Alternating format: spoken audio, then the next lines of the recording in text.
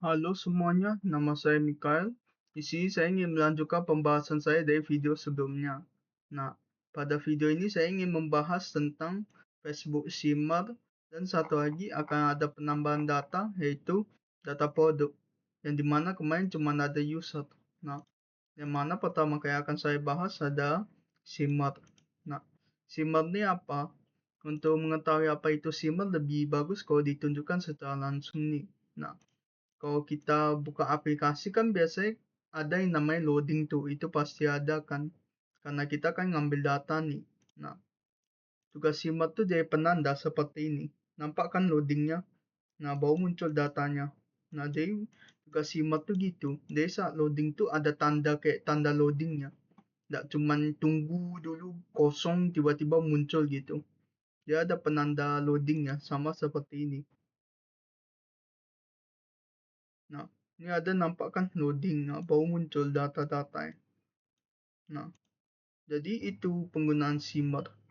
Nah, jadi untuk menggunakan Shimmer itu pertama harus kita bahas dulu tentang database bawah yaitu database produk karena dia bergantung juga dengan apa yang mau kita tampilkan seperti ini kan tampilkan produk ini user kan.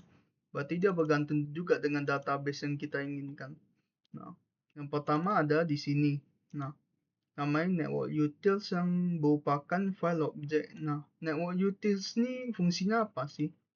Nah, secara keseluruhan, fungsi-fungsi ini sebenarnya lumayan ribet ya penggunaan apa. Fungsinya juga panjang. Tapi secara keseluruhan fungsinya apa? Dia ingin mengambil atau lebih tepatnya mengecek status dari koneksi internet kita. Jadi aplikasi ini kan ada namanya koneksi internet. Nah, dari database di sini kan diambil dari internet itu sendiri. Jadi tujuan dari ambil status nih pada saat kita buka aplikasi pindah-pindah gini. Nah, dia nggak butuh ngambil lagi, nggak ngulang ngambil lagi. Jadi dia butuh cek untuk statusnya masih ada atau enggak, masih online atau enggak. Kalau masih online ngapain diambil lagi kan? Nah, buat ribet aja loading terus. Jadi ini fungsinya untuk ambil status status network kita, konektivitas kita gimana gitu. Nah, ini yang dikembalikan network info, active network. Selanjutnya resource. Nah, resource ini bagian yang akan kita fokuskan untuk membuat efek shimmer tersebut. Nah, yang namanya pengambilan data tuh kan atau pengambilan resource ini kan ada namanya pasti namanya kayak error. Nah, ada yang berhasil, ada yang error, ada yang loading sama kosong. Nah, jadi kita buat 4 resource ini biar sebagai penanda gitu. Kalau misalnya data kita kosong, apa yang mau kita tampilkan? Kalau data kita sedang loading, apa yang mau tampilkan yaitu shimmer yang tanda loading tadi. Kalau error apa yang mau kita tampilkan? Pesan atau fungsi untuk melakukan retry button bebas. Kalau sukses ya kita tampilin aja datanya kan. Nah, jadi kita butuh 4 ini sebagai penanda kalau data kita berhasil. Kalau berhasil gimana, error gimana gitu penentunya. Nah, view model factor ini kan ini bakal mengecek nih. Kita pakai model class-nya view model class nah. Nah, view model class nah. Kita untuk bantu untuk tampilan data nih. Nah, oh iya, dikembalikan nilai kreatornya. Nah, ini saya kurang ngerti cara pembahasannya ya. Yang mana ini kemungkinan untuk mengecek kita pakai view model atau enggak ya. Kalau enggak pakai view model maka dikembalikan sebuah argumen exception yang menjelaskan tentang bahwa kita view model yang kita gunain saat ini untuk tampilin datanya itu gak ada. Jadi kemungkinan ini untuk mengecek view model kita sebenarnya ada enggak. Kalau ada ya udah kita pakai dikembalikan. Nah, tapi kalau enggak ya dikasih ke kita, dilemparkan ke kita sebuah pesan bahwa view model tersebut kelasnya enggak ada. Nah, lanjutkan ini udah nih. Ini kedua fungsinya ya kebanyakan ke utilities ya ada folder utilsnya. Yang ini ke network. Ini untuk penentuan apa yang dilakukan bila datanya berhasil atau yang lainnya. Ini mengecek view model kita itu ada atau enggak sih. Nah, selanjutnya ke model. Nah, Di modelku, namanya model tuh kan dia ya pasti sebagai apa? Sebuah variabel yang jadi penampung lah semua nilai data yang kita bakal ambil nanti.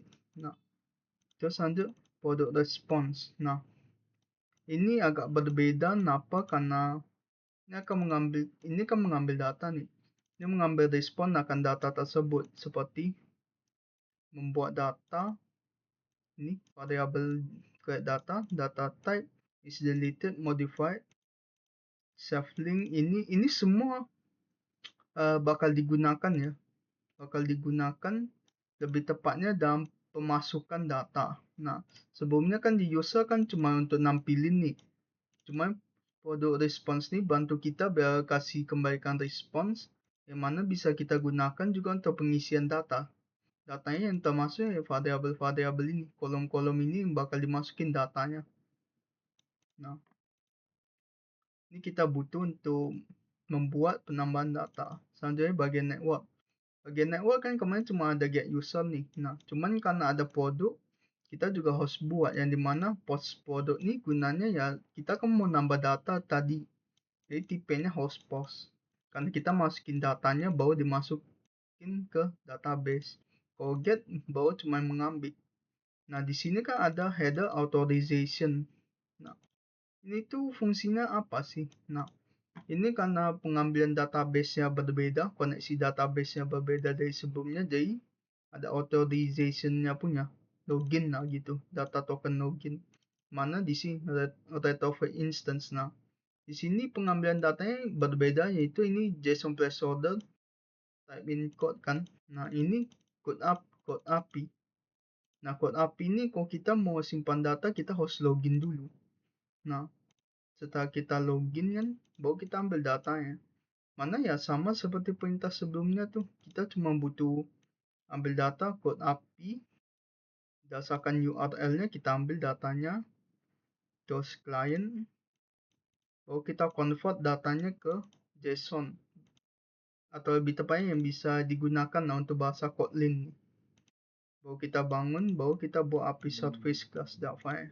Nah, jadi ya itu fungsinya, ini cuma pengambilan koneksinya ke URL-nya, yaitu code API. Karena semua data produk di sini. Nah, lanjut. Ini kan ada user repository. Nah, sama produk juga ada. Nah, produk repository ini kan ada nih variable token bearer. Nah, ini token yang kita butuhin untuk koneksikan ke code API ini. Ini bagian apa authorization-nya yang ada di sini. API service. Jadi kita butuh buat variabel yang bakal menyimpan token ini. Token habis kita login. Nah, dari mana dapat tokennya tuh dari sini. Nah, ini kan saya sudah login nih sebagai akun saya. Ini juga udah ada kan datanya. Nah, di API key sini kita harus buat ke new key. Dan ini semua harus di copy ya. Karena kalau nggak di copy, kita nggak bisa copy balik nih. Jadi pendek, jadi singkat dia. Jadi sebelum dibuat harus benar di copy baru disimpan. Dan jangan lupa dibuat aktif. Kalau nggak ya kita nggak bisa koneksikan ya. Nah, ini udah tambah nih. Nah, jadi gitu. Ini nanti bakal diambil produk berdasarkan token yang kita punya, ambil produk berdasarkan token ya, karena ini kan minta token dulu untuk mau diambil atau mau tambahin data kan butuh token. Nah, yang di sini untuk create produk, nah kan create produk kan harus tambah data nih, berarti kita harus tambahin parameternya yaitu product list yang bakal meminta data yang kita importkan, baru dikembalikan responnya, mana berdasarkan tokennya juga masukin juga datanya. Jadi ini fungsinya ya untuk menambahin data. Nah, selanjutnya itu saya mau bahas tentang ini produk view model. Nah, sebelumnya di pertemuan sebelumnya saya udah bahas nih view model. Nah, dan saya kurang paham juga ini fungsinya untuk apa kan. Nah, sekarang ya saya udah lebih paham karena ada bagian yang saya lupa jelasin di video sebelumnya. Nah, di sini kan kemarin kan ini untuk mengambil apa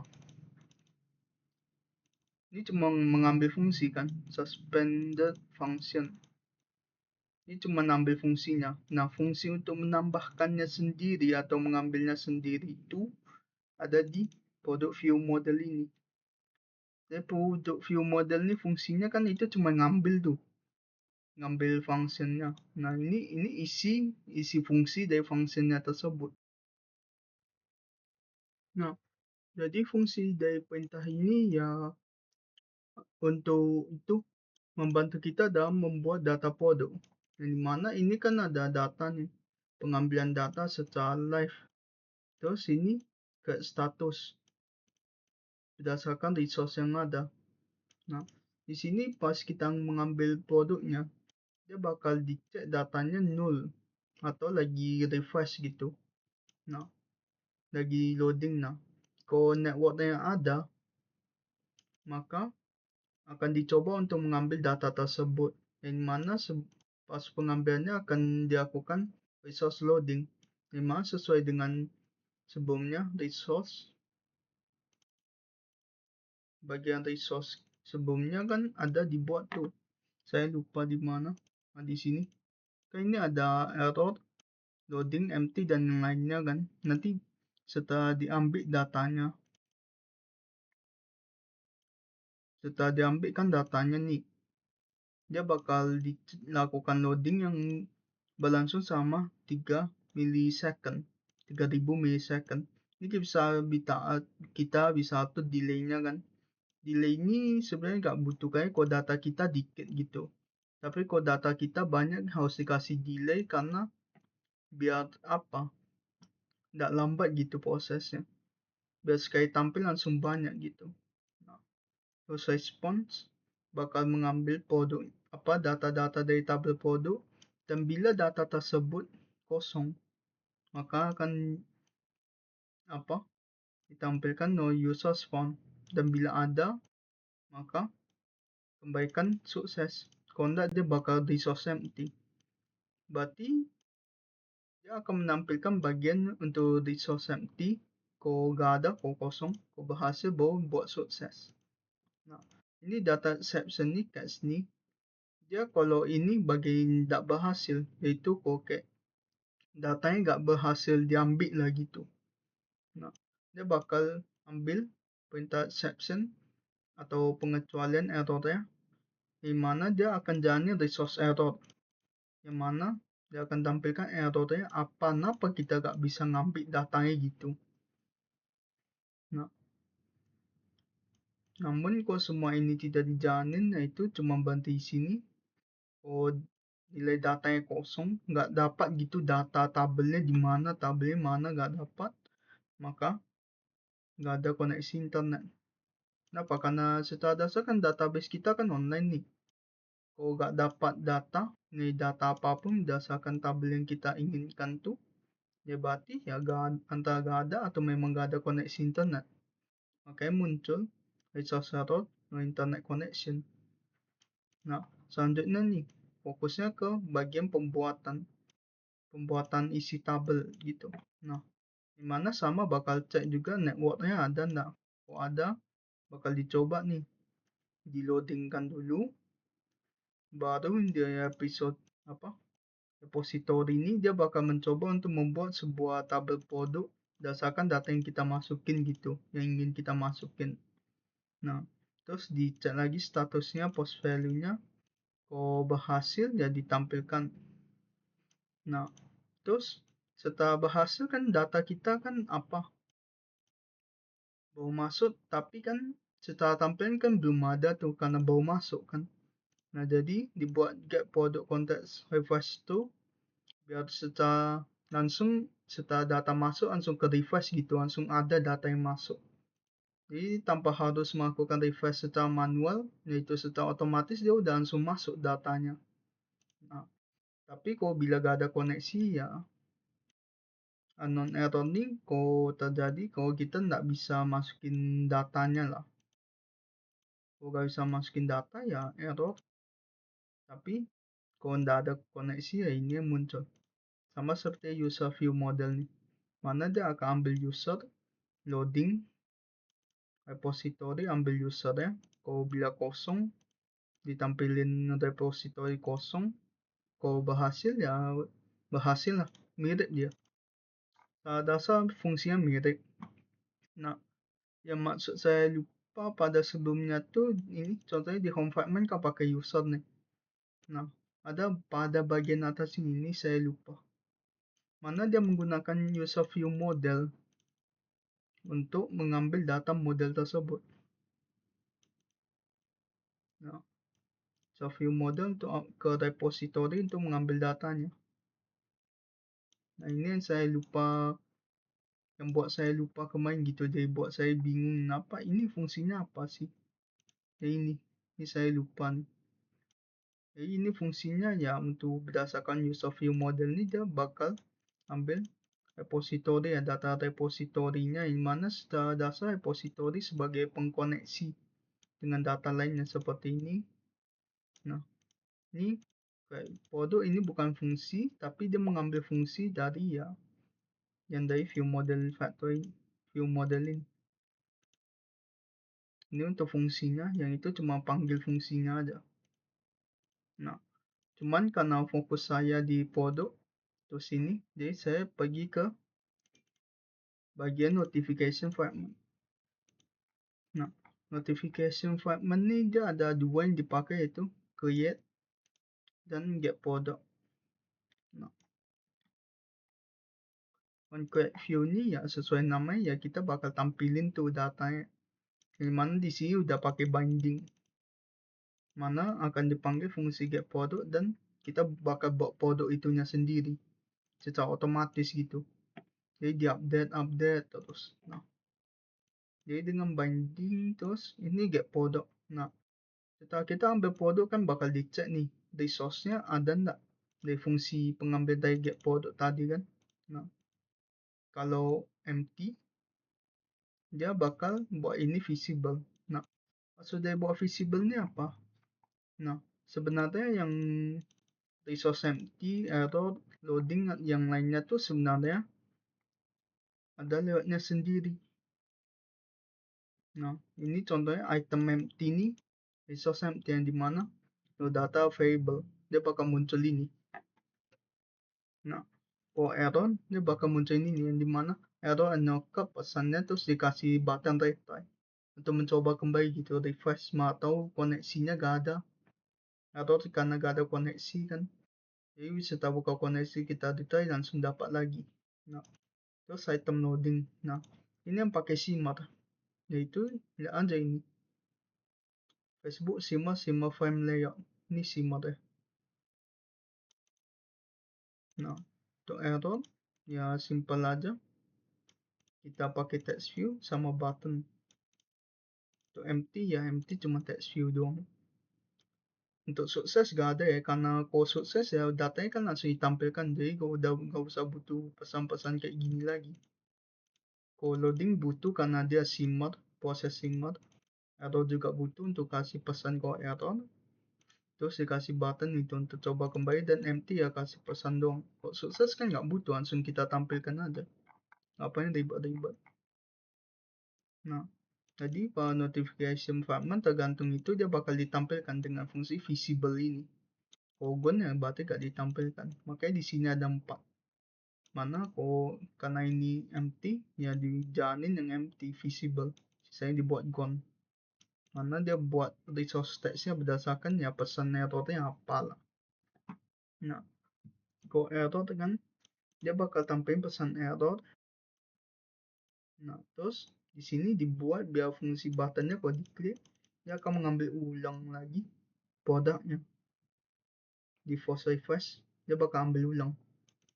Nah, kalau loading jadi buat tampilkan aja karena kan dia shimmer, nggak butuh spesifik kayak fungsi seperti sebelumnya nih, kan cuma tampilan login. Nah, kalau berhasil ya baru diambil variabel product item berdasarkan resource data yang ada kan.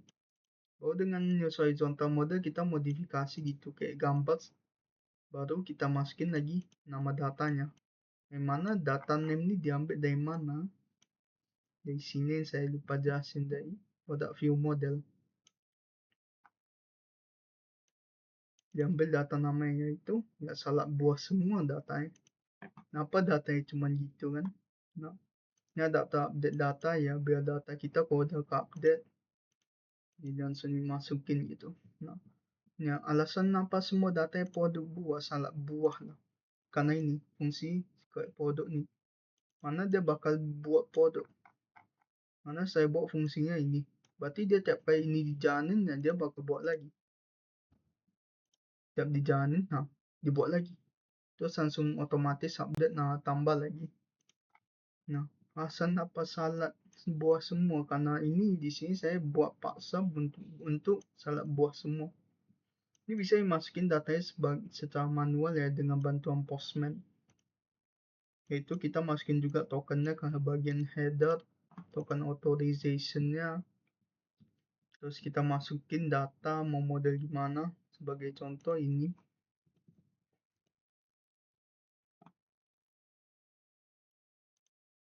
Di Postman ini bisa digunakan untuk tes gitu. Kayak get ya kita ambil data.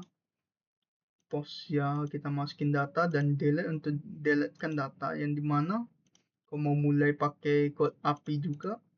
Di bagian header nih kita butuh masukin tokennya. Ya authorization tokennya value-nya berapa. Nah, body ini untuk inputkan ya ke bagian post. Bisa masukin raw, kalau raw gini dia. Non form data yang lainnya ini. Tapi raw lebih bagus sih untuk inputkan data.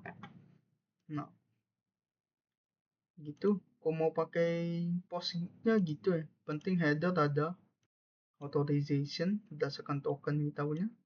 Apa yang kita masukin di bagian body, kita pencet sana aja dia bakal langsung masuk gitu.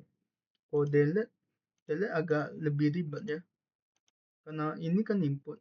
Nah, body kan fungsinya input. Jadi untuk hapusin data tuh kita pakai params. Params sih kita tentukan mau hapus berdasarkan ID, UID atau apa. Mana kalau dilihat dari sini lebih cocok kayaknya dipanggil berdasarkan UID. Karena name ya salah buah semua, kehapus semua nanti. Jadi berdasarkan UID-nya, cuman karena UID-nya ini panjang kali, jadi mungkin kesusahan ya. Dan ini nampakkan ini semua data create ini berdasarkan juga dengan di bagian produk response ini. Tidak sesuai. Nah, jadi kalau mau buat apa produk ya gitulah. Ini adapter udah dijelasin nama. Terus ini yang dimana dibakal buat list of berdasarkan data inputan ini. Bahwa di view model dibutuhkan untuk dimasukin dan bila hasilnya itu loading ya loading dulu. Kalau berhasil ya langsung dimasukin produk kayak successful dengan bantuan snackbar. Kalau gagal ya snackbar juga. Kalau else ya gak ada. Karena kan ya gitulah. Jadi itu aja pembahasan video yang ini. Maaf kalau ada beberapa yang kayak kurang jelas gitu pembahasannya. Dimana sekarang saya gak bahas pada kode ya. Kalau di pertemuan awal kayak video pertemuan 1 mungkin pada kode saya baca atau saya jelasin fungsinya. Oh sekarang enggak, karena makin banyak makin sulit juga mau dijelasin satu persatu. Lebih mudah untuk jelasin secara keseluruhan fungsinya apa ya. Itu saja dari saya. Bye bye.